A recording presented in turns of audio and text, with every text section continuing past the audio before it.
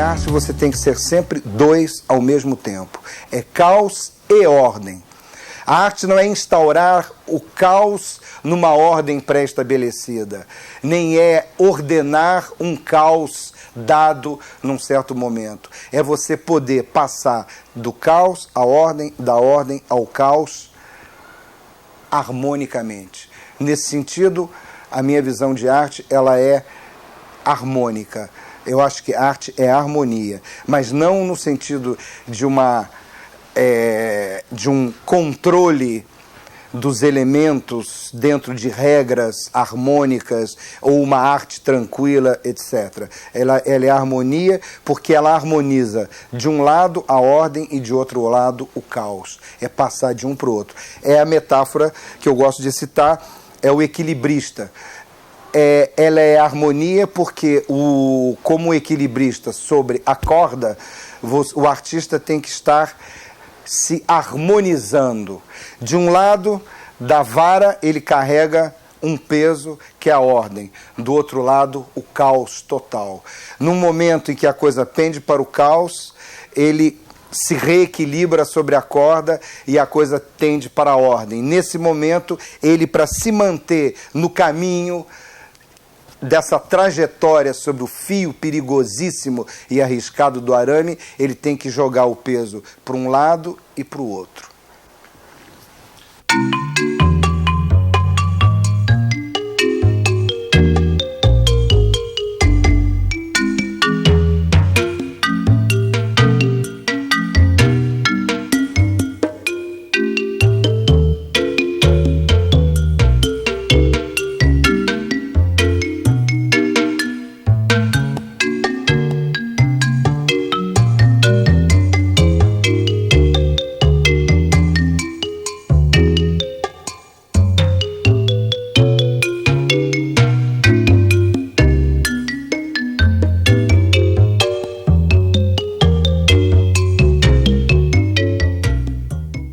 Eu vejo a fotografia como uma coisa que está apontando para fora e ela aponta para dentro também.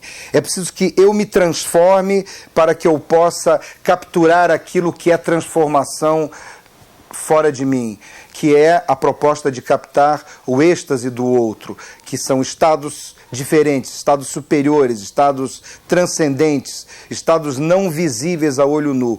Para que a minha câmera possa captar isso, é preciso que eu me transforme de alguma forma, que eu entre em fase com esses estados. E isso me lembra um pouco essa prática do desenho japonês, do Shitao, por exemplo, porque eu vou num determinado trabalho, eu vou me transformando, eu vou entrando em fase progressiva com a realidade. Isso pode demorar muitos minutos, isso pode demorar, às vezes, horas, e aquilo se concentra num gesto, que é o gesto de disparar a foto, que é necessariamente uma fração de segundos. É uma coisa instantânea. Mas o que está representado ali naquele instante não é apenas a configuração do mundo visual naquele momento. Eu acho que é todo um processo anterior pelo qual eu passei, no qual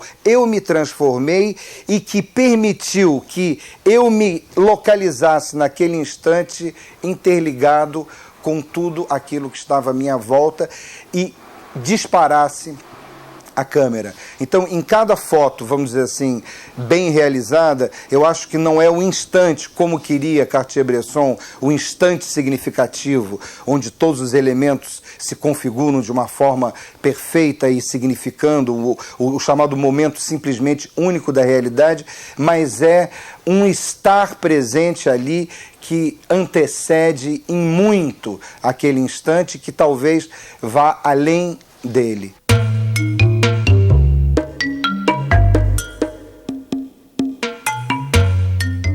O som, a audição, é o único dos 5 sentidos que te dá uma apreensão do que está de fora e do que está de dentro. Porque a nossa experiência sonora, nós ouvimos os sons do nosso corpo, nós ouvimos por dentro da cabeça, nós temos o ressoar da cabeça atinge o ouvido por dentro. Numa certa medida, o nosso corpo, por dentro e por fora, se encontram no ouvido. Então, nessa experiência radical da música e da sonoridade, tudo isso está muito vinculado a essa coisa de passagem de um lado daqui e um lado de lá, um dentro e um fora. Isso é importante. Eu acho que a música é o que pode romper o dentro e o fora. Ela faz a passagem, ela passa através das paredes. Ela passa através das paredes do universo. É a única arte que vara as paredes. É a única arte que realmente atravessa. O cinema, ele é bloqueado pela tela, enfim, a arquitetura são as paredes, etc. e tal, e o espaço vazio, né? Ela é interessante, mas quem vara, quem atravessa é somente a música. Nesse sentido, ela tem um papel simbólico e metafórico muito importante a desempenhar dentro do ser humano.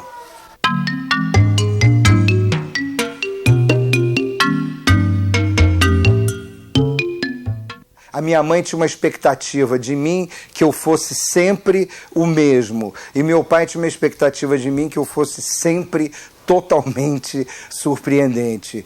Então, eu tinha que ser diferente para agradar ao meu pai, mas eu não podia ser muito diferente, porque senão eu ia desagradar a minha mãe. É um pouco essa coisa que eu venho falando de ordem e caos de alguma forma.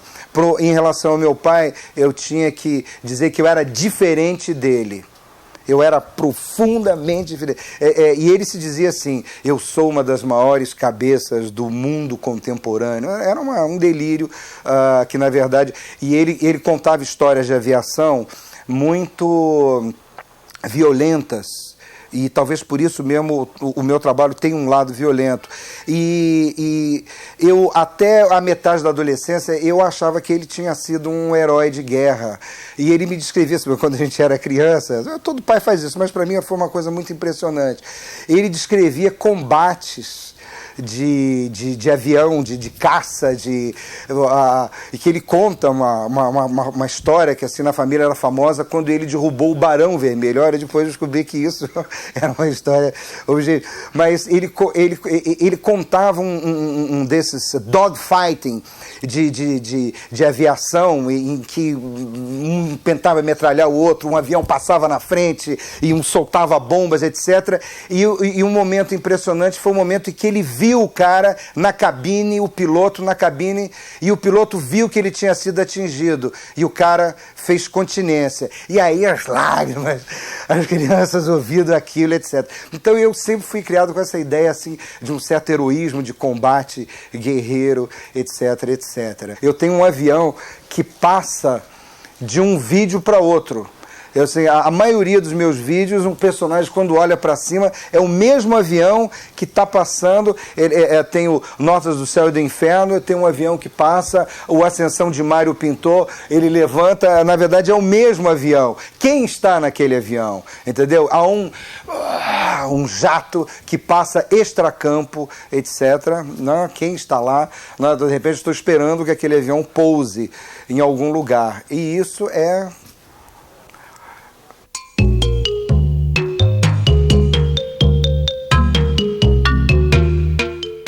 Os grandes blocos de significação dentro da história da cultura, na verdade, são blocos autônomos e que cabe a nós ir combinando. É um pouco de Bambi, um pouco de Vão Terrível, um pouco de Acossado do Godard, um pouco dos filmes do Parage Danove, um pouco de noir americano, um pouco de Glauber Rocha, um pouco de Vidas Secas ali moendo a farinha. Enfim, o importante hoje é a gente poder trafegar com liberdade nas várias nesses vários blocos de significação e ir operando progressivamente montagens que tenham um sentido no momento em que nós estamos vivendo. É poder operar isso. Eu acho que a liberdade não está num estilo, não está na vanguarda como liberdade do academicismo que veio antes. A liberdade está ser vanguarda e acadêmico de acordo com a necessidade num certo ponto. Isso talvez seja a vanguarda e talvez já seja um novo academicismo. Mas eu acho que o importante é isso, é circular entre as coisas e com olhos extremamente, vamos dizer assim, desprovidos de preconceito, ser capaz de pensar no lugar certo, a coisa certa para aquele momento. É o que eu faço como consumidor e como produtor. Eu, como consumidor, eu vou combinando coisas extremamente heterogêneas. Uma música folclórica do Nordeste, com uma música indiana, com muita música orquestral sueca e finlandesa, e misturado com Vila Lobos, e às vezes com autores que eu não ouço, mas gosto. E, enfim, é circular entre diferentes.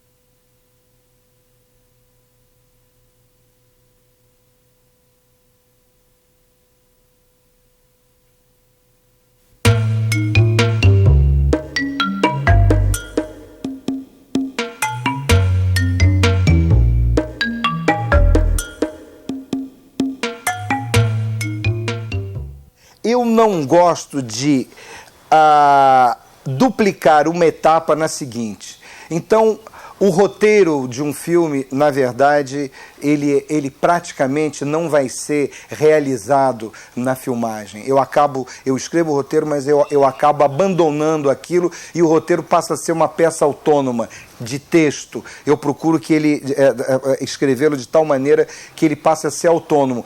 E ele fica tão autônomo que me permite fazer uma outra coisa. No momento que eu faço outra coisa na filmagem, esquecendo o roteiro, eu não perdi o roteiro, eu simplesmente ganhei mais uma obra.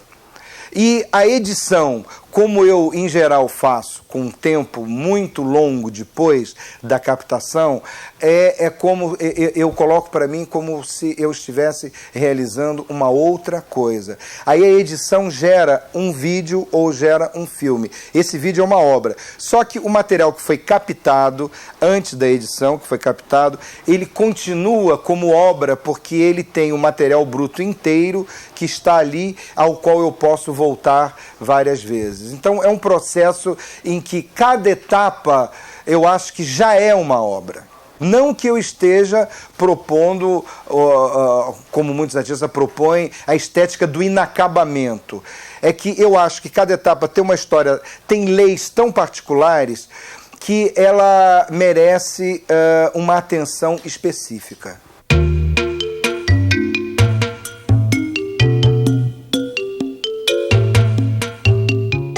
Eu não acredito em Deus. Eu acredito na Virgem Maria. Nesse sentido, eu sou materialista, mas é um materialismo mariolátrico. É uma coisa engraçada que a minha relação com a Ave Maria é uma relação diária, cotidiana. Eu rezo a Ave Maria várias vezes por dia, sem nenhuma transcendência. Então, eu digo, é um materialismo mariolátrico, de adoração a Maria. Essa ideia da Virgem Maria, eu acho um pouco... Maria, para mim, é a imagem da matéria. É essa matéria impenetrável, por isso ela é virgem. Ela é a resistência do mundo, numa certa medida. Maria é a realidade e é a mãe de Deus, numa certa medida, mas ela é virgem, ela é a resistência da matéria. Na medida em que o mundo resiste a mim, em que as coisas realmente são difíceis e que o combate tem que ser travado, eu rezo a Ave Maria. Ave Maria cheia de graças. O Senhor... A Ave Maria é uma oração que tem todos os aspectos da realidade estão contidos dentro dela. Ave Maria, ave, salve, ao mesmo tempo o mundo das aves. Maria, representação da mulher, cheia de graças, a ideia da perfeição. O Senhor, Deus, o homem, é convosco. Bendita sois vós entre as mulheres, ou seja, todas as mulheres do mundo, já metade da humanidade. Bendito é o fruto, maternidade, gravidez, biológico, vida, etc., do vosso ventre. Jesus, o Filho do homem, o homem, etc.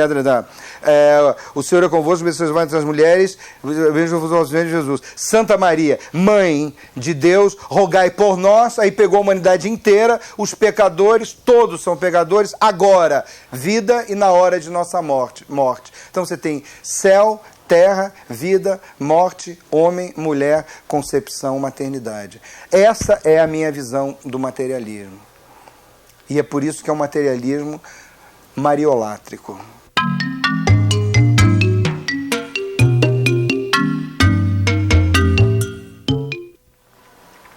Esse tipo de pergunta, realmente, eu não estou preparado para...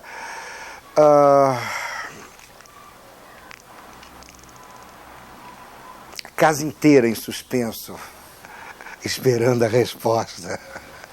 Corta, peraí, eu não sei responder essa pergunta. O amor é uma meta fundamental, quer dizer, e ele é um critério...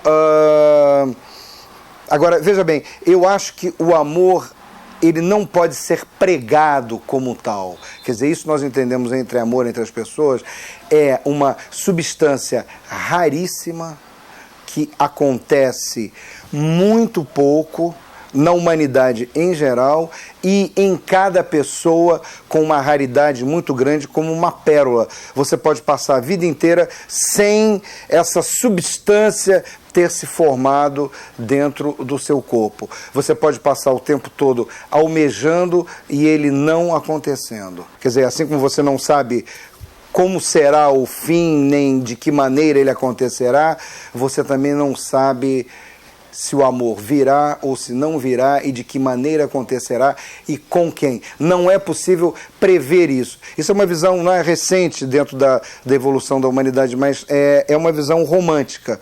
Mas eu acho que o amor está ligado ao acaso, ao jogo de dados, numa certa medida. Você não sabe quando quando a aposta vai corresponder ao número apostado. E você pode passar o tempo todo jogando e perdendo, jogando e perdendo. Em determinados momentos, você pode se tornar um milionário.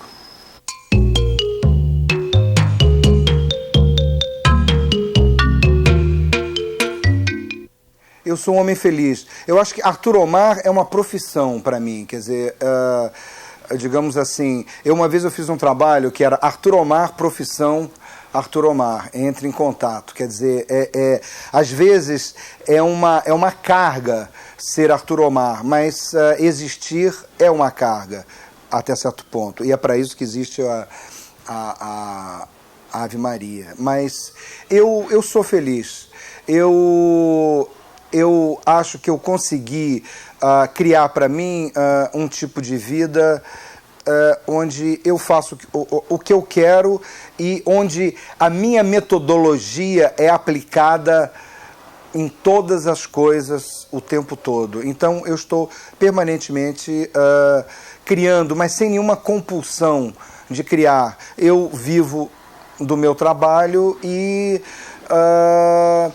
não faço da minha felicidade algo que dependa do outro. Um dos elementos da fórmula que não existe da felicidade é você não esperar nenhum acontecimento externo a você para você dizer, agora eu vou ser feliz. Ou, se eu conseguir isso, eu vou ser aquilo. Eu acho que ou é agora ou não é nada. E para ser agora, ele tem que depender exclusivamente de você. Se meu trabalho vai ser visto por muitas pessoas, é uma felicidade. Se ele não vai ser visto por ninguém, é uma felicidade também, porque o ponto onde ele se deu aconteceu. Na medida em que eu concentro as expectativas no presente, no aqui e no agora, eu sou feliz. Mas o que não me impede de ser dilacerado por todas as catástrofes e cataclismos que abalam o ser humano enquanto um ser geológico. Não é? Digamos assim, por um lado, a vida é um drama permanente. Ela é um combate permanente. Mas você tem que ser a felicidade do guerreiro.